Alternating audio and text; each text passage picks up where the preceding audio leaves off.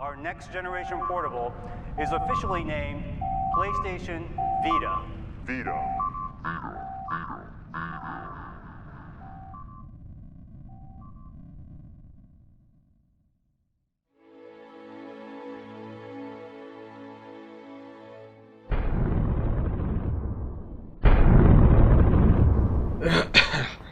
Well, the world's in ruins, everyone's starving.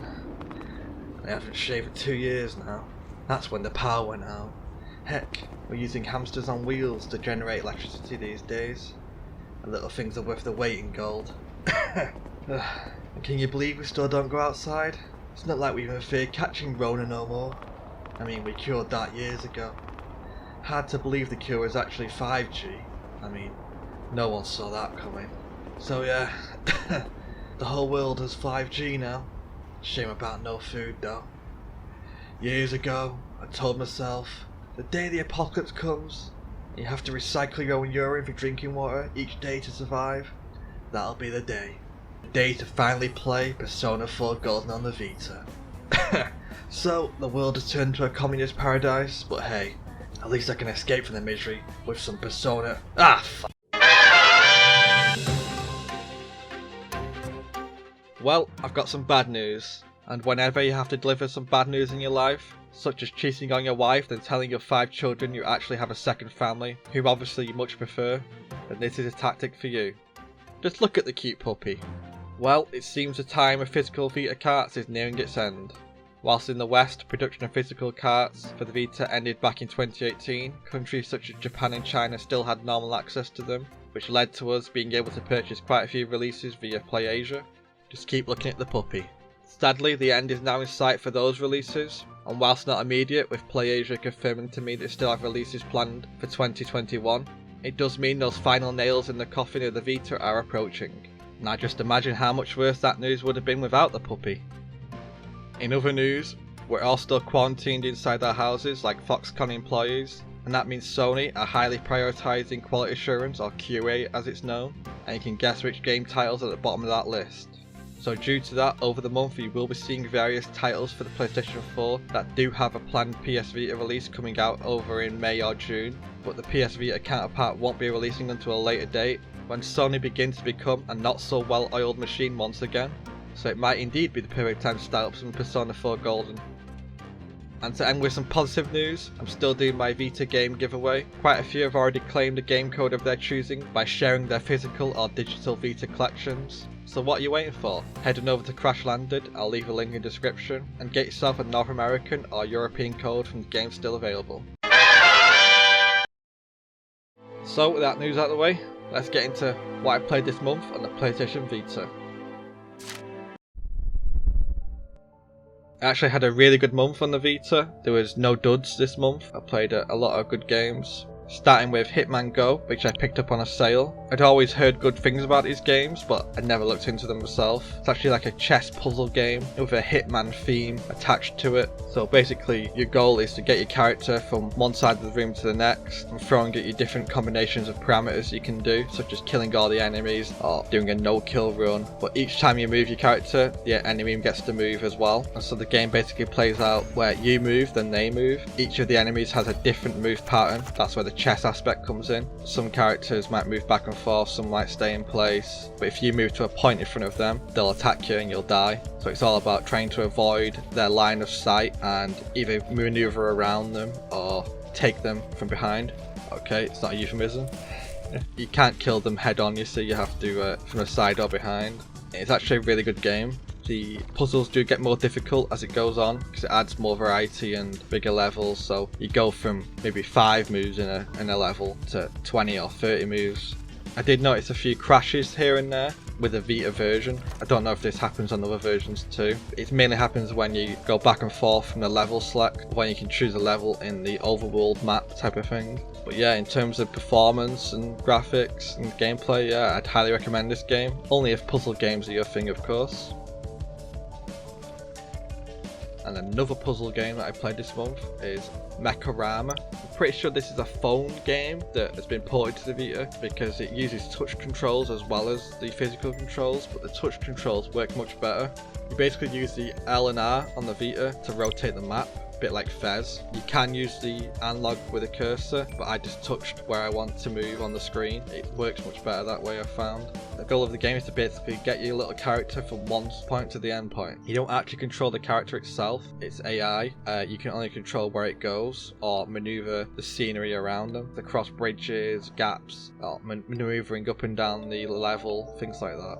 It starts out very simple and it gets extremely difficult. There's certain levels as well where I was kind of frustrated because the AA character would fall off ledges and stuff like that, where you've not done anything yourself wrong. It's just that the its physics are a bit wonky and some of the levels are a bit obtuse. You can never really complete on the first try. They're very much trial and error, and when you figured it out you have to restart because you've already messed things up. Some of them are a one-shot kind of thing. But yeah, it's well done, this game. It gets much harder as it goes on, so it will last you quite a while to play all the levels. I enjoyed it quite a bit, so if you're into more of the hardcore type puzzle game, this is a bit different, a bit of a weird spin on things, and pick up Mekorama.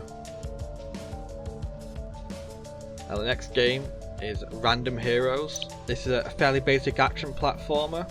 I thought it was a bit bland, to be honest, but the bosses were quite good. They took quite a few tries. I didn't even realise you could change characters until I went back to the start menu and I realised I'd already unlocked them all after about 2 levels or something, or 2 or 3 levels. So I felt like it had a lot of content to give, but it gave you it all really early. It doesn't really make you work for much. The game itself is very simple. The enemies though do take a bit too many hits to kill. Once it becomes too repetitive, it starts to become bland and you start wanting to be over. It did crash quite a bit as well, and the music, for some reason, it disappears. I'm not sure why. The first 2 levels, music will happen, and then for some reason over time it'll disappear. I'm not sure if it's a bug or what.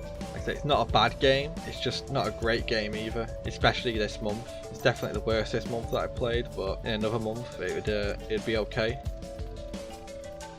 And next up is Rush Rover. This is a great little game, and it's my little addiction at the moment. This is a twin stick shooter, and each time you play the game it's random, so it will create a random map for you. That also means the weapons will be random, the power-ups, all those type of things. The only thing that I've seen that remains the same is the boss battles that are always in the same order, so that's the only thing that I've seen so far that remains the same. You basically go through sections of the map, killing all the enemies to upgrade your equipment, change out weapons if you ever find them. Like I said, everything's random. And it kind of has a roguelike element because there's no way to save. Well, I don't think there is unless you unlock something. But at the moment I found no way to save the game. And that also means that it actually crashed on me once, ruining the whole run. That's a downside of not being able to save. But the actual gameplay itself is really on point. The graphics aren't much to look at. It reminds me of something like an Amiga game, but the gameplay is where it's at, and the file size is very small as well, so this is the type of game that I'll leave on my Vita, and whenever I'm bored for 10 minutes I'll do a quick run. But I do wish that they would have explained some more things. This is where a manual comes in handy. You could tell that it's not made for the Vita because the text and all that is very small. You can hardly read it. So obviously it was made for the console or a bigger screen, and they just directly poured it onto the Vita, sort of shrunk everything with it, and that means that some of the things you can't really read too well. But I really enjoyed this game, and I highly recommend it if you just want a twin stick shooter that you can mess around with whenever you're bored for 10 minutes. This is a perfect little game for that. And the final game that I played this month was Guard Duty, and I love this game. This is a point and click adventure that harkens back to the old like Monkey Island, Space Quest type games. If this game was released back then, it'd fit right in. It does have some modern gameplay conventions to make things a little easier, but the actual graphics and the tone and the humour, it really does fit in with those type of games. You can tell that the people that made it really put their heart and soul into this. It doesn't feel like a big project, obviously. It feels like the developer or developers got their mates together and they said, we're going to make a game, we're going to get all our mates to be the voice actors type of thing. And because of that, it's got a really nice charm to the game, and the humour will really win you over. The puzzles themselves are all very straightforward compared to other point and click adventure games, so you won't be really stumped, to be honest. It runs well on the Vita. There's a bit of slowdown here and there when it's something like a highly detailed animation or when it's rain effects happening with animation. I did notice some slowdown, but overall it works perfect. I've not completed it yet, but I'm quite far in, and I'd highly recommend this one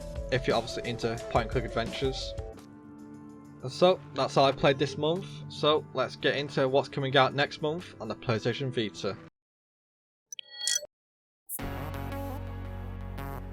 Like I said in the news, these are likely going to be the last Vita games on the system until Sony QA are back up to full production, as a lot of the Vita games are in the pipeline that Sony have just not got to yet, and because of that the release dates are unknown.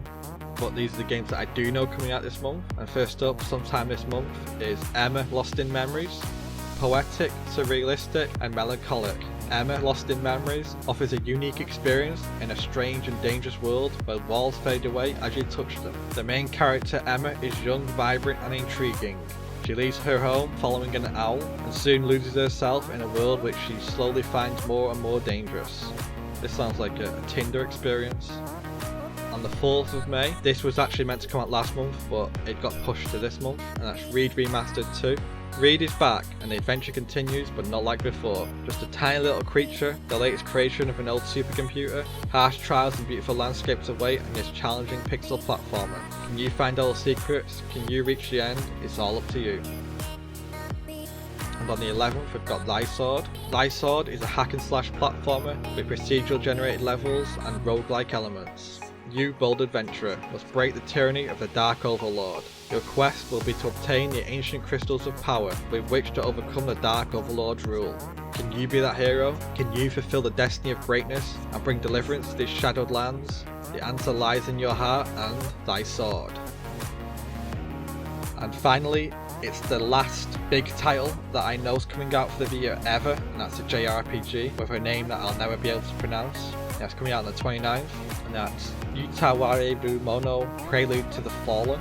Try pronouncing that 3 times fast. For the first time ever, the origins of Yutawareru Mono Saga are coming overseas. Prelude to the Fallen follows the story of a man with no memories who awakens in a strange world and is taken in by a tribe of kind-hearted villagers. He is raised as one of their own, eventually receiving the name Hakuro. When neighbouring nations begin to encroach on his village, Hakuro rises up against his tyrannical invaders, setting off on an unforgettable journey that lives on in the songs of legend.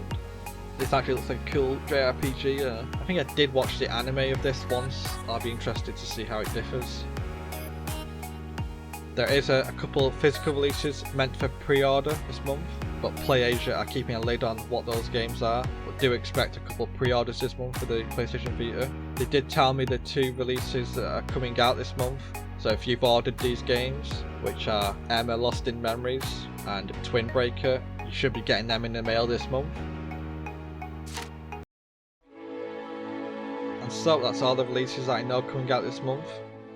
As always, if you know of a game coming out this month that I didn't cover, let me know in the comments. And I hope you're all well. I hope you're not gone insane in lockdown. And if you are, head on over to Crash Landed, like I said in the news, and get yourself a free game. Hope you all stay well, and I'll see you again in the next episode. And as always, Vita means life.